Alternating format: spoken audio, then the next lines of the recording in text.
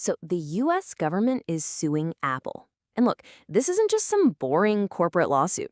This thing could fundamentally change the iPhone that's probably in your pocket right now.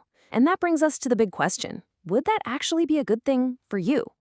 Because that's what it's all about, right? This lawsuit is supposed to be for us, the consumers, the quote-unquote victims of Apple's alleged monopoly. But as we're about to see, it is so not that simple.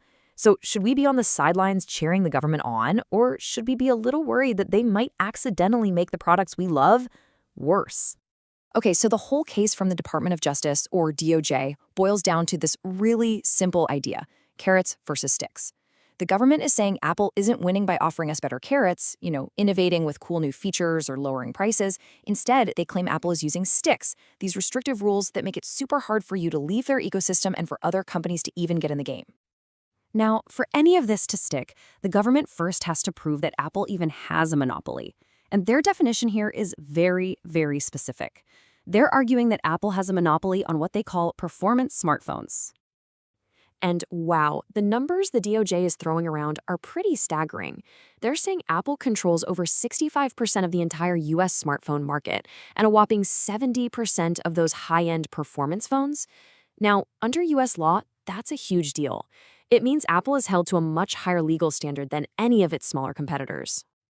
All right, the lawsuit breaks down into 5 big arguments for how Apple is supposedly breaking the law.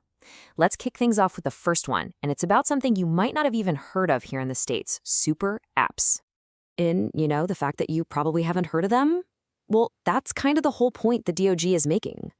A super app is like a digital Swiss Army knife. It does everything. We're talking messaging, payments, hailing a ride, all inside one single app. And if you do everything in that one app, the phone it's on suddenly becomes way less important. A cheap Android could feel just like a pricey iPhone. So how is Apple supposedly stopping this? The government points right to this rule. Now, Apple doesn't have a rule that says no super apps, but it does ban apps from creating their own alternate home screen environments. The DOJ argues this kind of vague rule is basically designed to stop a monster app like WeChat from taking over the whole iPhone experience from the inside. And this is where things get interesting. The DOJ is not wrong. Super apps are a real threat to Apple. I mean, look at China, where the super app WeChat is king. Apple has had a tough time growing there.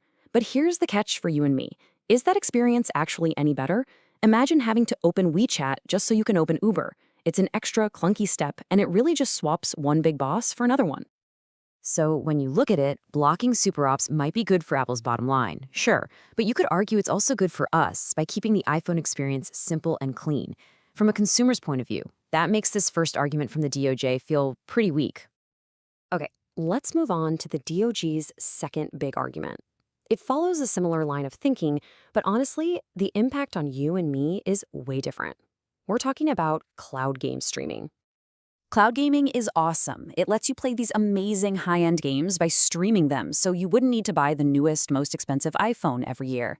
The DOJ argues that Apple had this old rule where you had to download every single game from a streaming service separately from the App Store, and that this rule was basically designed to make the whole experience a total pain. And this is the big difference from the super app thing. Cloud streaming is, without a doubt, a great deal for consumers. It means better games, it saves us money, and it lets us get more life out of the expensive hardware we already own.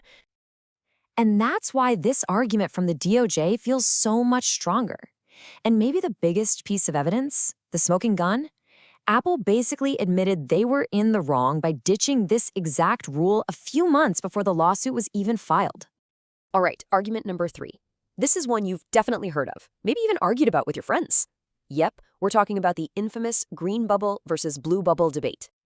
You know the deal. You message another iPhone, you get those beautiful encrypted blue bubbles. All the good stuff, HD videos, reactions, games.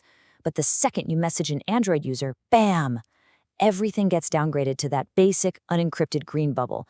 We're talking blurry videos and no fun features. The DOJ says this creates a social stigma and gives iMessage an unfair leg up. But hold on, because there are some really solid counterpoints. First off, that green bubble is actually a pretty important warning sign that your chat isn't secure. And more importantly, if the blue bubble is such a killer advantage, why isn't iMessage totally dominating everything? In the US, it's in a knife fight with Facebook Messenger, Instagram, and a quickly growing WhatsApp. When you look at the data, it seems like Apple isn't just sitting back and letting the bubble colors do the work. It's actively competing to make iMessage better. So that makes the unfair advantage claim another weak link in the DOJ's case. Okay, this next argument is the big one. We're moving past specific features and getting right to the very heart of this entire lawsuit. We're talking about Apple's famous walled garden, how things like the Apple Watch work with the iPhone, and really the whole philosophy of the company. And this really lays out the fundamental conflict here. On one hand, the DOJ wants more competition. They want a world where a Google or Samsung watch could work just as flawlessly with your iPhone as an Apple Watch does. But on the other hand, to get that, you might have to give up that deep, seamless integration. That's the whole reason a lot of people buy Apple stuff in the first place. I mean, just think about what that integration actually looks like in real life. It's copying text on your phone and instantly pasting it on your Mac. It's your Apple Watch unlocking your laptop without you doing anything.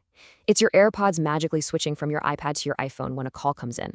That's that Apple magic people talk about, and it's exactly what this lawsuit puts on the line. So what's better for us? A seamless, integrated experience or a more open, competitive market?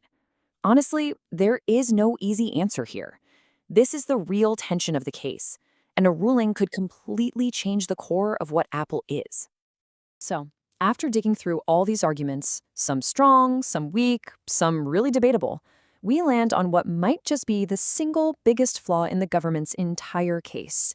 And it's not what's in the lawsuit, but what seems to be missing. Think about this, because it's a super frustrating real-world experience. You download Spotify, you're ready to subscribe, you want to give them your money, so you look all over the app for a subscribe button, and it's not there. Why? Because Apple's rules don't just stop Spotify from putting a button there, they even stop Spotify from telling you to go to their website to sign up. It's confusing, it's annoying, and it's just bad for consumers. You'd think this would be a slam dunk for the government, right? It's such a clear example of Apple's rules making things worse for users just to protect their own profits. And yet, in this massive 88-page lawsuit, it gets mentioned just once. Once. Buried in there, almost like an afterthought. And that brings us right back to where we started. The government has some strong points, sure, but it's also making some weak arguments and seems to be ignoring some of Apple's most obviously frustrating behavior. So as this whole thing moves forward, we're left with this huge question. When you're taking on a giant like Apple, is a flawed lawsuit better than no lawsuit at all?